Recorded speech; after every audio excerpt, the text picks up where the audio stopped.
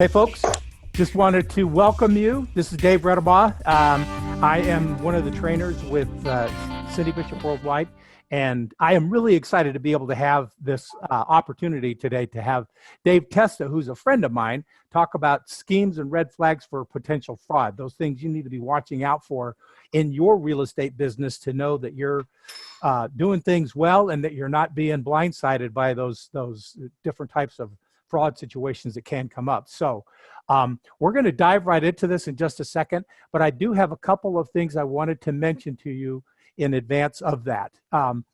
First of all, we have a chat box, and I'm going to introduce you guys to it if you haven't seen it yet. But I wanted to make sure that you get an opportunity to use it as we go through this. So if you have questions and comments for David as we go through, I will be paying attention to it. So if it's something that sounds like David needs to address immediately, if it's based on that slide we're looking at, then Dave, I'll politely interrupt you and we'll answer the question. Otherwise, I will save those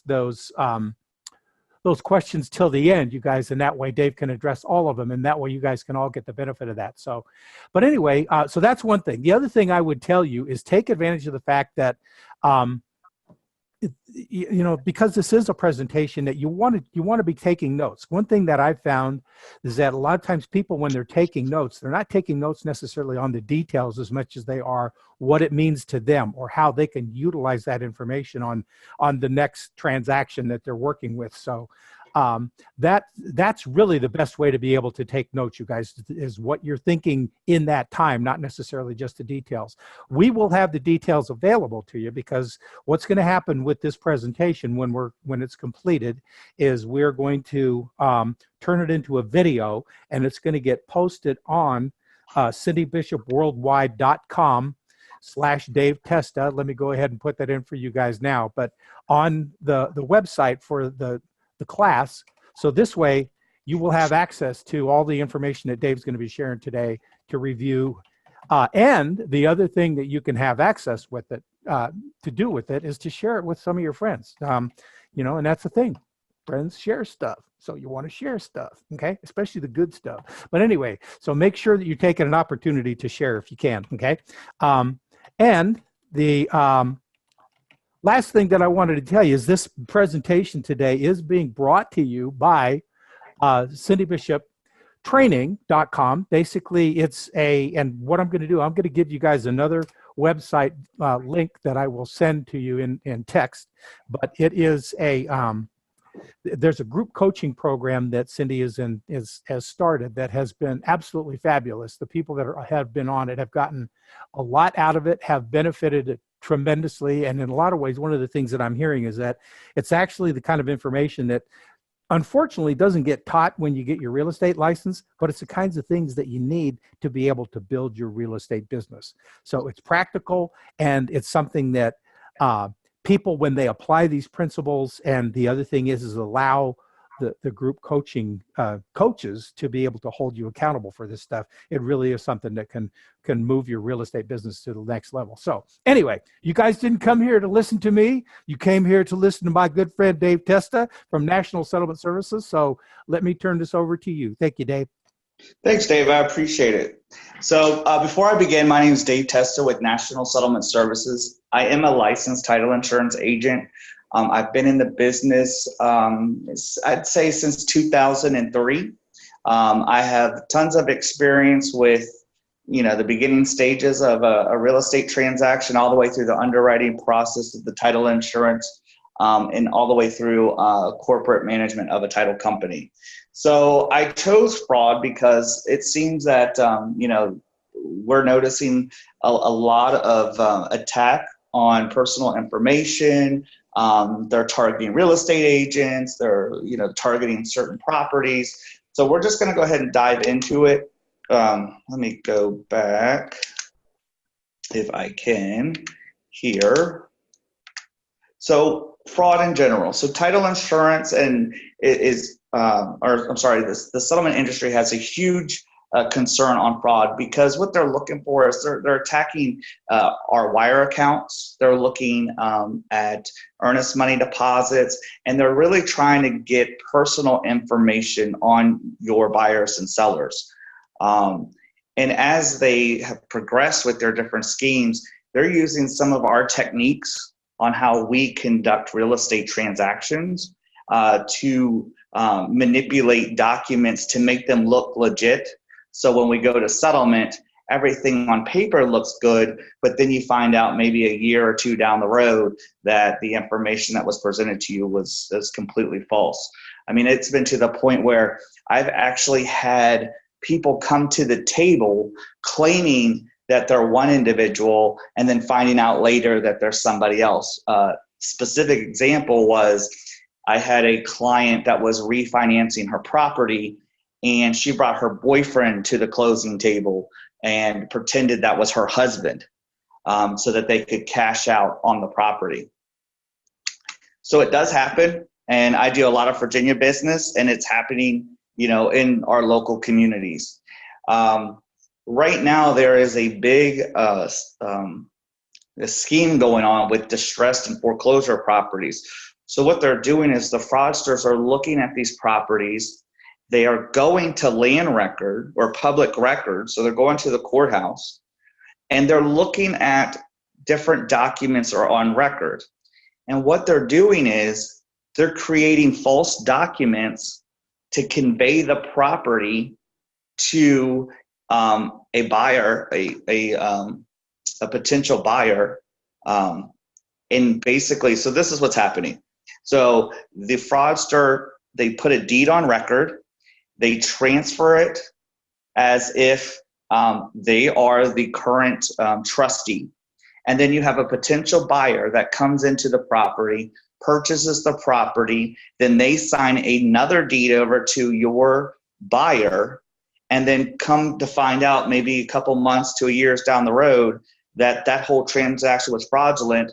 The actual bank comes in and says, there's people occupying this property who don't own it. And they're basically illegally occupying the property, and they're demanding the property back, whereas your buyer has just put in a down payment, earnest money deposit, maybe some upgrades to the property. And if they don't have title insurance to defend them, they're losing their investments. And what the person that fraudulently did this transaction is they're taking the proceeds money and liquidating the property so that your buyer really does lose. So it's really important that they have title insurance to protect them of these false documents. And when we look at title, what people don't realize is it's just black and white paper. So we're verifying, that certain information matches, that there's a notary acknowledgement, and that the document is executed. But in addition, what they've done is they have colluded with different notaries to have them notarize these deeds to make them look valid, and perpetrating this scam that they're doing with these individuals. So wire fraud, I'm sure that we've all heard stories about wire fraud. I know it's getting to the point where agents are actually discouraging their clients from wiring their earnest money deposits because the concern is the changes in the wiring instructions and are those valid wiring instructions. So it's really important that if your client has received wiring instructions from the title company, that they confirm those wire instructions with the title company. If you are dealing with a listing and they are selling property, that they provide written instructions at the closing table. I would not recommend your client trying to email their wiring instructions or change the wiring instructions at the last minute. Give you an example, there were 2 title companies, one in Virginia, that lost, I heard, over $300,000 due to changes in wiring instructions after settlement. And there was one in DC that lost $1.5 million. Those are significant amounts of money. And that it can actually, put a title company out of business. So what we're doing is we're trying to confirm as best we can at the table with the parties to make sure that their wiring instructions are valid. If they want to change their wiring instructions after closing, we ask them to come into our office so that we can see them and see their face and know it's them that's changing the wiring instructions. If, let's say, I'll give you an example. I have some people that go out of the country. We ask them to come in, give us their wiring instructions prior to leaving the country, and notarizing those documents before they leave. So we do our best to confirm that, but just make sure that that you verify wiring instructions before releasing money. Closing fraud. So, anytime that there's a property without a mortgage, we want to do our due diligence to confirm that there is no mortgage on a property. That's really important. Or if something seems to be too good to be true, that should kind of be a red flag. Sometimes we've had where, it's signed by power of attorney that, so a power of attorney is, I give John Smith the right to sign for my property. But let's say I decide to revoke John Smith's power of attorney. There's nowhere for me to notify any public record or office to say that that power of attorney is invalid. So what they do is they go and John Smith still sells my property. He could change my wiring instructions, take all of the proceeds from the transaction and put them in his account, even though I have revoked his power of attorney.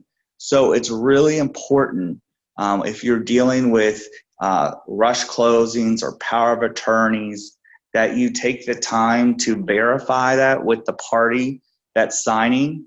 And what I like to do is if there is a power of attorney, I would like to have the actual owner of the property execute the deed and then allow them to sign closing disclosures. And what you do is you basically hold the deed in escrow until settlement has occurred. One, you have a valid executed deed and you have it executed by the property owner and not somebody that they may have appointed and then all of a sudden they had a falling out and taken them off of their power of attorney. So we're noticing that, or anything that's, rushed or anything that doesn't make sense. If there's something that doesn't make sense, question it because you never know what is really going on. Okay, so I took some notes from, I took a class with First American on on cybercrime and some things that they pointed out. So I just wanted to reiterate that. So they noticed in 2016 an increase of 54% of cybercrime. And they were talking about, a lot of the corporate executives were saying that that's the new threat. And as we see, as times progress, it has been the new threat.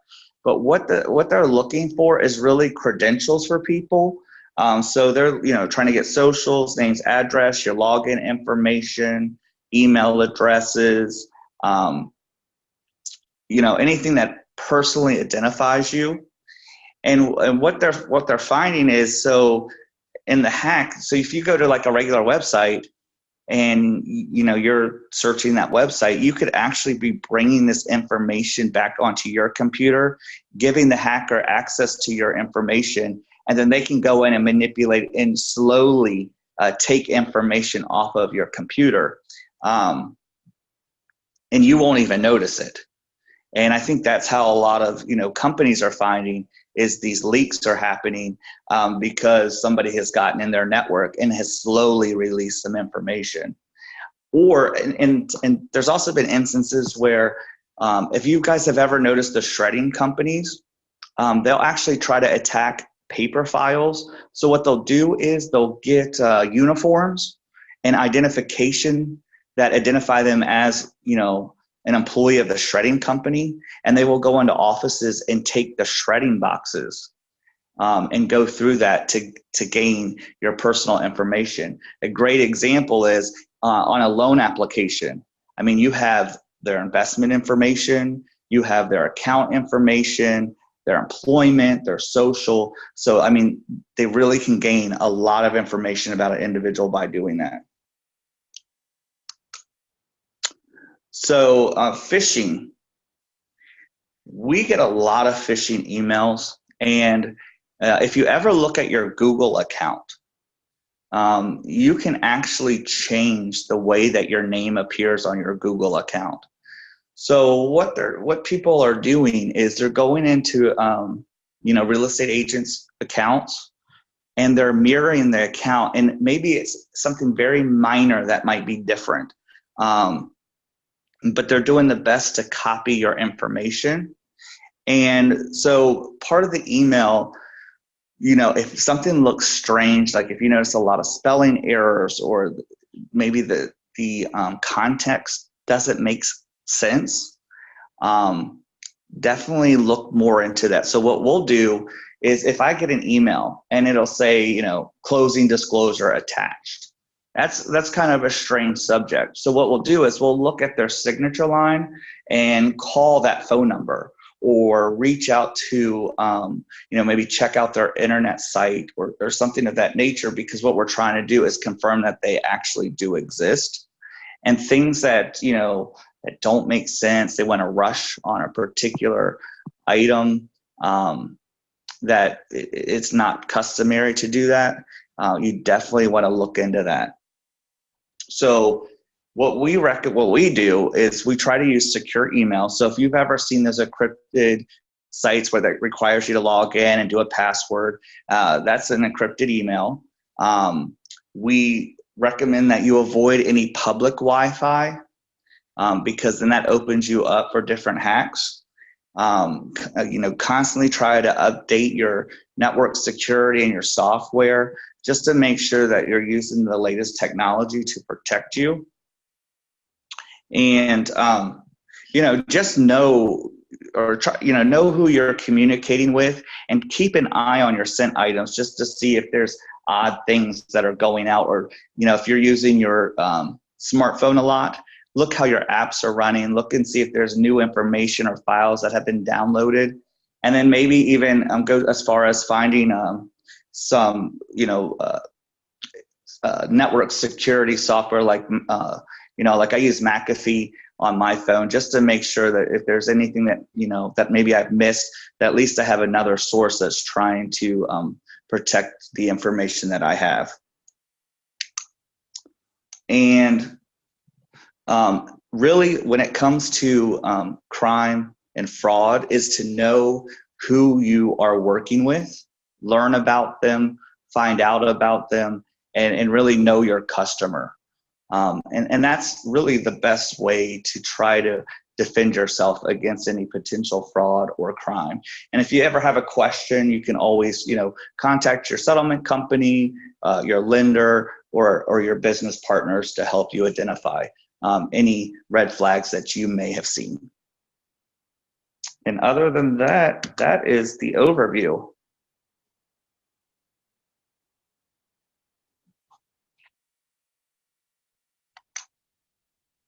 Does anyone have any questions that they want to share?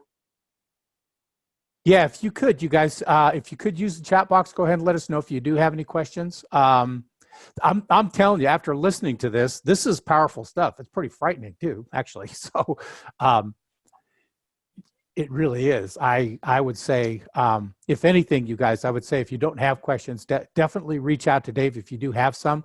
If you can think of specific situations that that you've run into where you thought, I just want to be prepared in advance. Or if you have any other questions regarding especially some of the ways that people are utilizing this information. Okay, here is a question for you, Dave. Any suggestions on secure email services or particular services you need from them? No, so what we use, I can kind of give you some names that we've used is ShareFile. It's a Citrus program. I've also seen a program called, we also use Qualia. It's a networking program that you can use for settlement agents, for lenders and things. Qualia. Can you spell that, Dave? Yeah, it's Qualia. Okay, good. Yeah. And those are the two that we use. Uh-huh. Good. Okay. Good stuff. So, any other questions, you guys? Thank you, Jay, for weighing in on that. So, Absolutely. good. Yeah. Yeah. This was really powerful, Dave. I was, hopefully I don't sound too surprised. I mean, I'm not surprised that it's good information, but it's kind of scary, really. It's pretty frightening that there's that kind of stuff going on out there. That, especially when you were talking about the stories with some of those title companies that have, basically lost enough that maybe could have, buried them. Oh yeah, just because of fraudulent stuff. But wow. And the thing too is really knowing the biggest thing is to know your customers that you're dealing with. Who would have thought a lady would have brought her boyfriend to a closing table to cash out on a property? And, yeah, that's true. Right. You don't think of that stuff happening, but it does happen. And so it's really about knowing your customer and making sure that they take the steps to protect their information, and not just emailing their social over to you in a blank email, or, releasing account information and just leaving it lying out in a folder where anyone can grab it. Really the best way to protect yourself from fraud or crime is to, make sure that the information that you have, you've done the best to, keep it secure. Mm-hmm. Right. Exactly. Wow. Yeah, no, this is really good. And, and the value that this has towards just providing that extra level of customer service, by a real estate agent makes it that much more powerful. So, yeah, no, I really appreciate this. So, Thank you, Dave. Well, you guys, if you don't have any other questions, again, a couple things to remember. I did put Dave's email address in the chat box. So if you want to go ahead and grab that, copy paste. The other thing is I did give you the Cindy Bishop Worldwide, Dave's page. The video of this presentation won't be available for probably at least 24 to 48 hours. Okay. So, but it'll get posted up on his page. So you'll have it available there. And it goes to Cindy Bishop's, YouTube account. So you can easily go and share this with friends of yours. Cause this is the kind of information that, every real estate agent should be able to know and kind of be ahead of. So, but anyway, with that, you guys, again, thank you for being here. Appreciate you being here, being on time. And, again, this will get posted on Dave's page so you can see it. And his email's there. So if you need to ask additional questions, you can. So, all righty.